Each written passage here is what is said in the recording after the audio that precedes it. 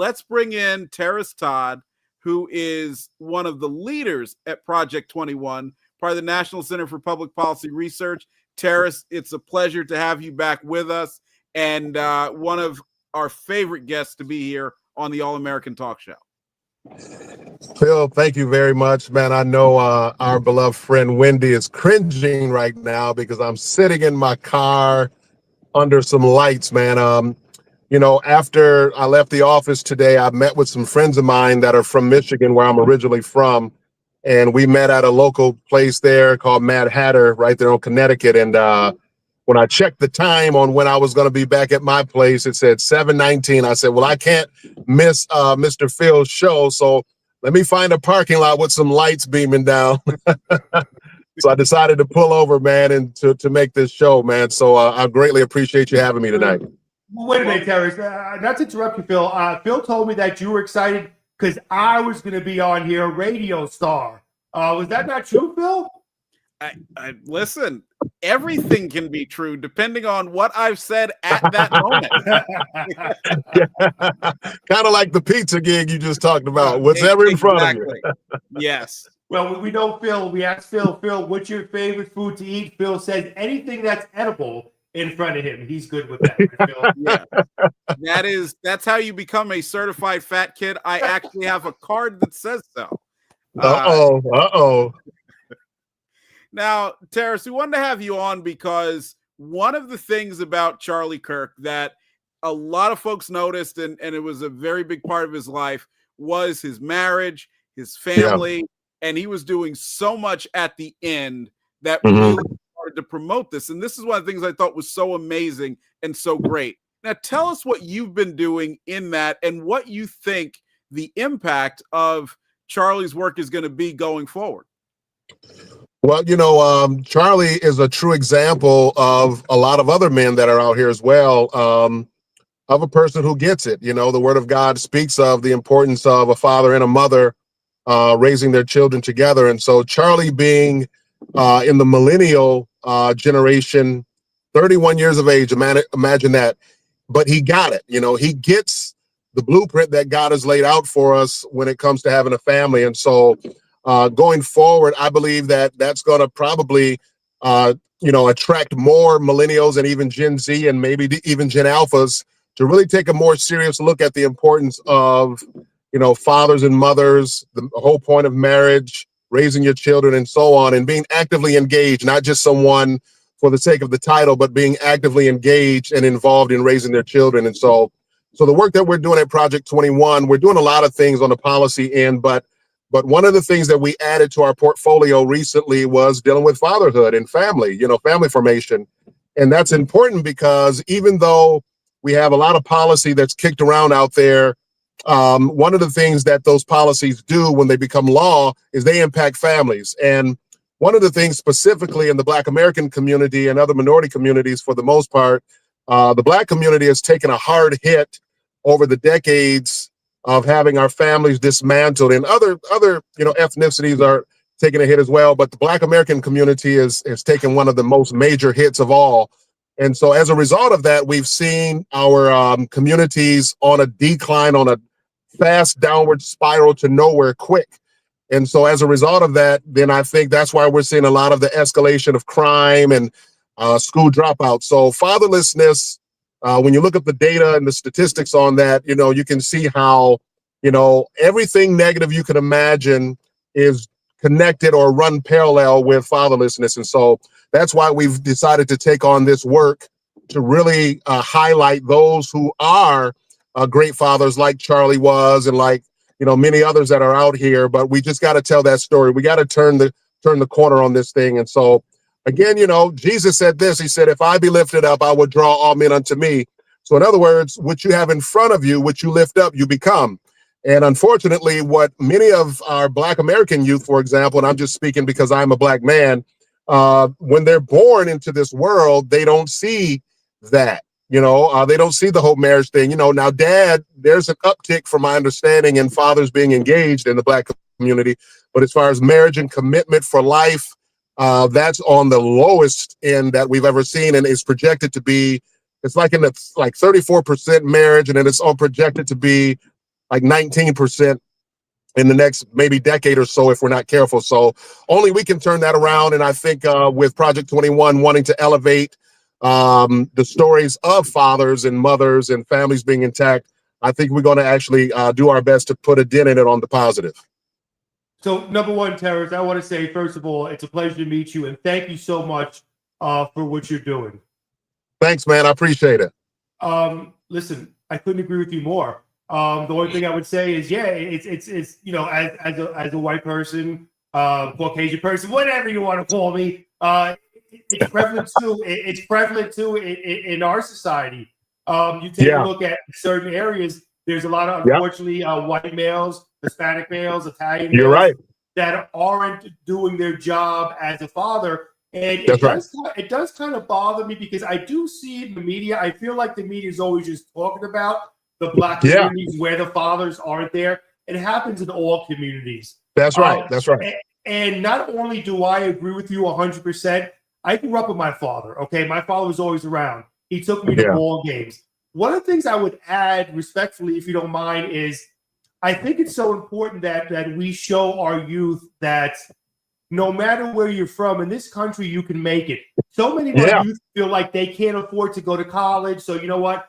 They're never going to make it. They're never going to make money. Well, that's not necessarily true nowadays. I'm not anti-college, but I'm a big proponent of trade schools. You can make a great living being an HVAC person. I was one that I didn't even finish high school. And I don't recommend that, obviously. I got my GED a couple of years ago, but I made myself a success by working hard, getting into radio, DJing. So the point is, I think we need to get into these inner cities and and I'm a big proponent of talking to you. So I'm happy to do that if ever you would like me to. But I'm a big proponent of getting to these inner cities and say, fellas, you all have talents. You just have to find them. You don't necessarily need to go to college. You can make a great living just by your talents alone. So I think that's another thing that we should add to let these youngsters know out there. Hey, stop playing with your fanny pack. You need the Bearskin Tactical Hoodie 4.0. You're absolutely right, 100%. As a matter of fact, I'm an educator by profession, by the way. I used to teach in the public school system back in Battle Creek, Michigan, and then I also went into administration, which then I also taught at the collegiate level as well, and so on. And that's what actually landed me being appointed by Trump's first administration to the U.S. Department of Education. That's what brought me to DC, working in the first administration at the Department of Ed. And so you're absolutely right. I've always been a proponent and a supporter of the trades, going to trade school. Sometimes, and honestly, that's a more faster pace. It's a more quicker path to them landing something, starting their own business in a trade or something like electrician or whatever. And there's a lot of money to be made because a lot of people are actually retiring from a lot of those trades. I know there's a big push now on welders. I talked with a colleague of mine at Commerce, and they talked about how there's a big push for looking for people that want to go into welding. As a matter of fact, when I was in high school, we had a career center, and that was one of my interests. I ended up not going because it conflicted with my schedule, and plus I played sports and whatnot, so it would have been tough for me to get back to the high school. But those are trades, man, that are paying big bucks, fresh out of whatever trading or skilled trades that you need to go into. And it's a more sure path, and they can actually start their own business doing it. They don't have to go and get further into debt, dealing with college and stuff like that. But college has its place, don't get me wrong. But for those who don't believe that they're college bound, there are other options in this country that they can take to be successful. Well, that's a great point, Terris. And one of these days, I'll tell everybody about the time when I tried to do virtual welding for at an event and found out that I would not be any good at it. So that's why I can tell you for sure, if you're able to execute that and you're able to learn the trade, joke aside, that you will be able to make a good bit of money. And if you want to have that family and support that family and make it so that your wife has the ability to live the way that she wants to, and put your kids on the path you want to put them on, that is a great way to do it. It doesn't have to go through the college. But let me ask you this, Terris. So since going back a little bit to fatherhood, what is it that that's made several generations now not want to be several generations of men not wanting to be fathers, because I could understand if someone who has already raised kids said, Yeah. okay, I don't want to do it again.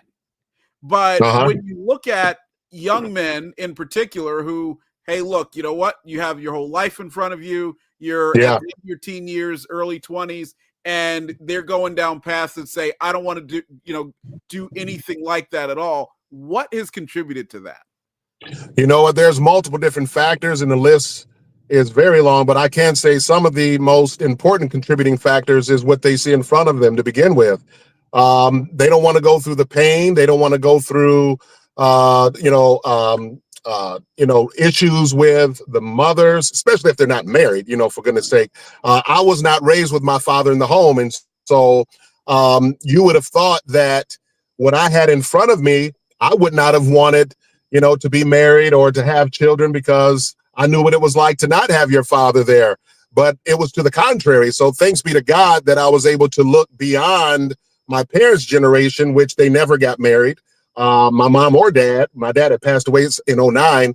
But I looked to my grandparents. My grandparents were a major factor. They played a major role in my life, and they had, some part in raising me and my brothers, and being supportive of, my mom and us. And so, but those factors are important. And I think also media and, of course, entertainment. You see things. When you look back at some of the older shows, I was telling some people recently, and that's why we have to elevate fatherhood and family formation and so on, because, when you look back at years ago when I was coming up, I'm 52, I'll be 53 in January, Lord willing. We had the Jeffersons, they had a father and a mother in the house. We had the Cosbys. We had James Evans and those folks in Good Times, even though they were in the ghetto per se of Chicago, but yet the family was intact. They didn't look like they were in the ghetto. They didn't act like they were in the ghetto, but they had a father and a mother actively engaged in their lives.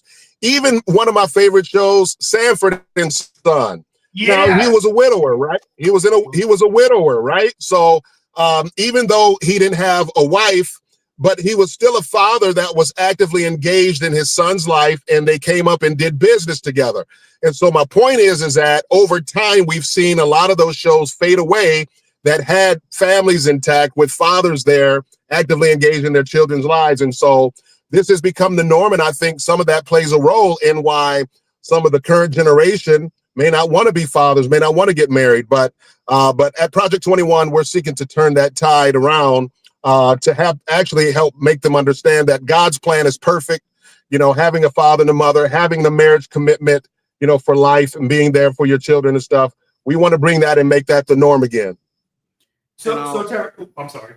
No, go ahead. So I wanted to ask you, Terris, because I remember I don't remember exactly which news it was, but I was looking at statistics saying that this generation, obviously we know, has become much less religious. So do you feel that having more religion and teaching religion, and it doesn't have to be, Christianity, whatever it is, but teaching religion will in turn maybe help these youngsters realize the miracle of life, the miracle of birth, having that child is a miracle, and loving that child? Do you think that'll help maybe the youth?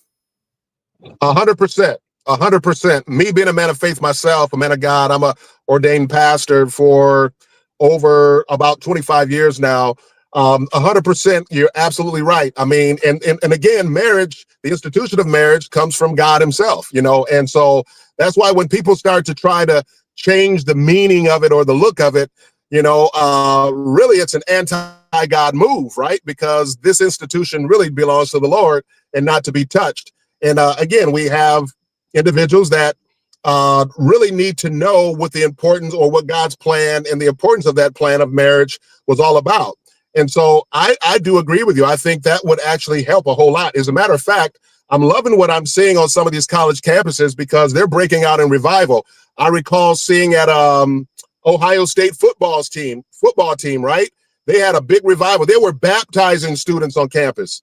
Liberty University here in Virginia, Liberty University, they're breaking out in praise and worship. So that generation's not gone. I'm kind of stepping back and watching to see what God does with that generation. But I think eventually at some point in time, they will be the ones that make the pivotal, or should be the turning point, as I say, of where we're headed as a nation. And my prayer is that they are the ones that rise up and really turn this thing around as well. And so I want to be on the front end as their elder to show them a better path. God's plan is perfect.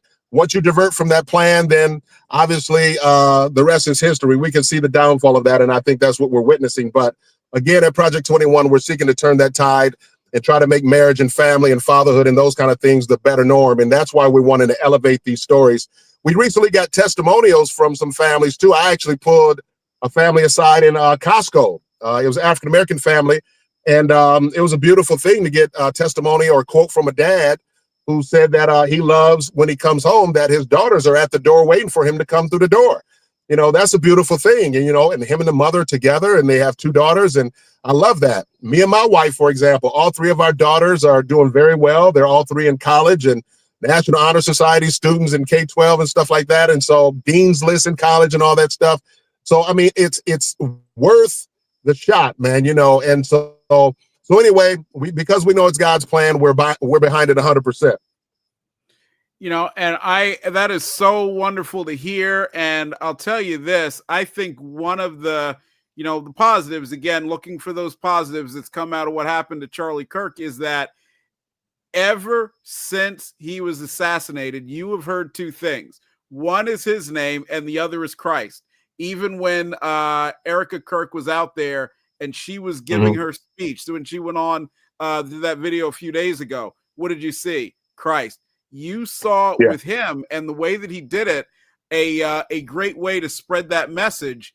And he did it in a way that didn't necessarily trigger a lot of the folks who always, and all of us, because I'm a Christian as well, have heard, which is when you mention something, when you mention God, you mention Christ, something like that, someone comes out and says, don't push your religion on me. It's like, get angry. Like, whoa. I actually wasn't. I was just mentioning, you know, I was doing this. I wasn't telling you had to go to church with me.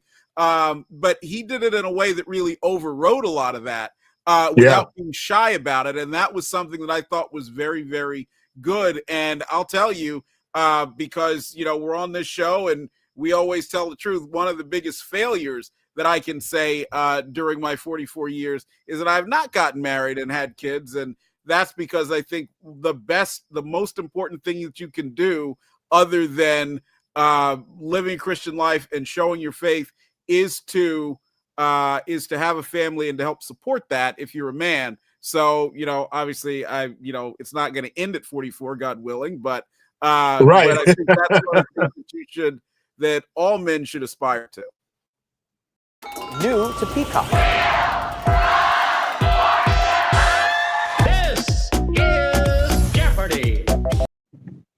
Yeah, I agree. I mean, you know, again, I didn't have my father in front of me each and every day. As a matter of fact, I was in Battle Creek. My father was in Detroit, Michigan, which is about an hour and a half east of Battle Creek.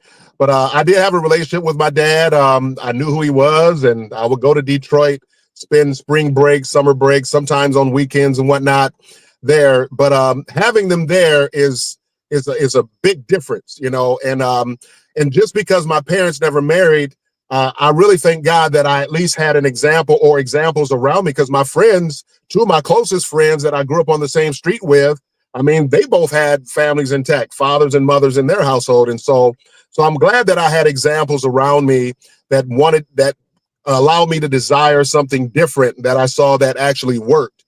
Even when I worked in the public school system, to be honest with you, even when parents were not together, I've seen them actually still make it work. They still had a father and mother that was actively engaged in their kids' life. They were at parent-teacher conferences and everything. So I'm not saying if those out there who have not married, then it's totally impossible. What I am saying is that it's still the will of God for the father and the mother to be actively engaged in their children's lives to raise them up. And because that's what you're going to get. You're going to get the best results as a result of that. And so, you know, the kids, first of all, they deserve both parents in their lives. And so anyone, whether it be the father or the mother, that tries to come against that, one or the other being involved, I think they are doing a huge disservice to their families and also to the community at large, because whatever that child becomes you know what I mean? The rest of the community or environment around them has to pay the price for that as well if they turn out not to be so great. So I think our odds are a lot better when the fathers and the mothers are actively engaged, raising their children together to be contributing members of society. I will rather take that chance more so than anything else. Can I ask one question? I'm sorry, Phil, Terris, before you go. This is a question that I feel is really important. First of all, Phil, sure. Looking as good as you do, Phil, man, be careful. Them women are going to go after you with the tie and everything. So you got to watch yourself, man. Yeah. Phil got it. He got it. He's GQ. I want to ask this question, not only for the other people out there, but for me. And I'll make the question quick because I really want to hear your answer. I'm someone of faith. I'm someone that does believe in God, but I have my moments. Yeah. I look at the world and I say to myself, look at all the pain, look at the suffering.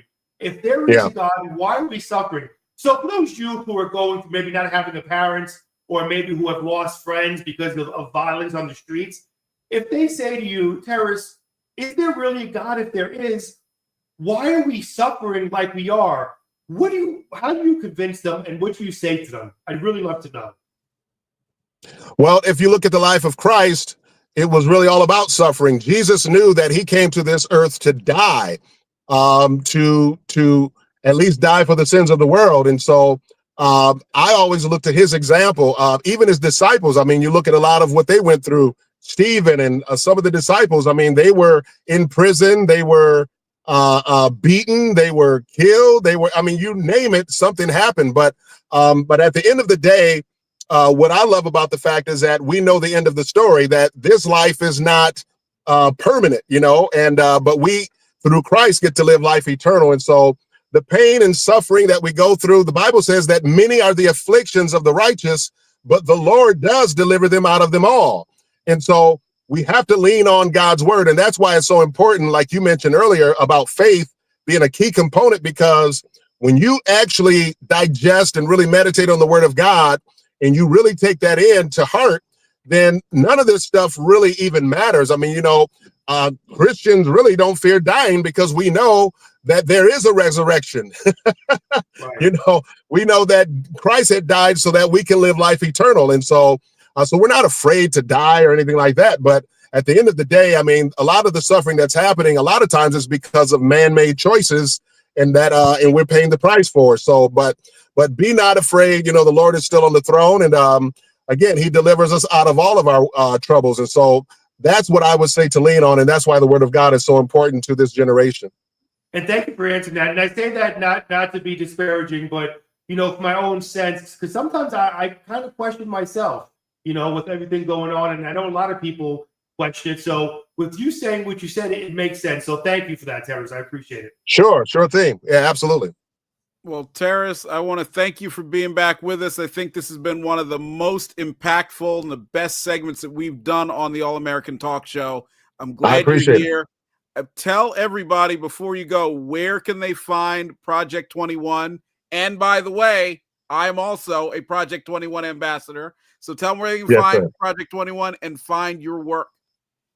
I really appreciate it. If they just simply go to project21.org, they can find us on there. I would strongly recommend that people actually go on there and really sign up and subscribe. Sign up for our newsletter with your email and so on, and they will start to receive a lot of updates on what's happening from Project 21 and the other two programs we have, Able Americans as well as Free Enterprise Project. Again, that's project21.org. If you are interested in being an ambassador in the African American community, please don't hesitate to also shoot us an email on there. You can actually email us and say, hey, my name is so-and-so. I would love to be a Project 21 ambassador. And we would actually, that email would actually get to me, and then we'll follow up from there with an email, and I'll reach out to you. But Phil, I thank you for this opportunity to be on here again. Again, I apologize for the situation. I got both of my sun visors down with lights beaming on me. I got all these lights. So this is my makeshift studio right now. And but no, I had to make it happen for you, man. I appreciate it. Well, I'm glad you're here. And I'm going to tell Wendy that you did a great job. You broke the mold, and she's got to do another video to show people how to make it work if they're not in the perfect place. So that's awesome. I'm glad you're with us, and we will see you down the line. Thanks, man. Bless you. Take care. Have a good one. You too.